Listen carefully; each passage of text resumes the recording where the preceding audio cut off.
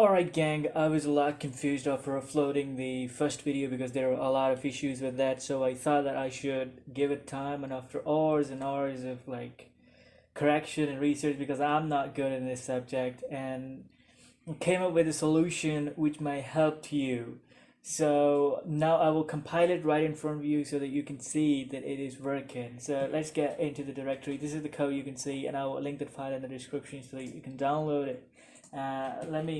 Let me just open up, mount the directory where I am putting the assembly files. You have to do it like this, but you can simply put it in a node, in a Word file, and then just save it and paste it in your assignment area. So I'm going to end directory, and the file is going to be the file was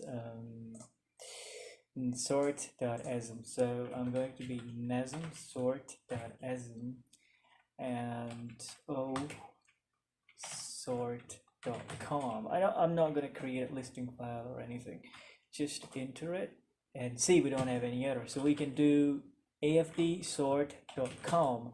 And now I am not going to do anything with this afd debugger because I just don't know what just happens. I like the way the C programs when it comes up the C++, because when you execute it, you are getting some output. Some output is being shown to you on the console. The same is the case with assembly, but the one which is being taught to us inside our handouts is starting off from the AFD debugger.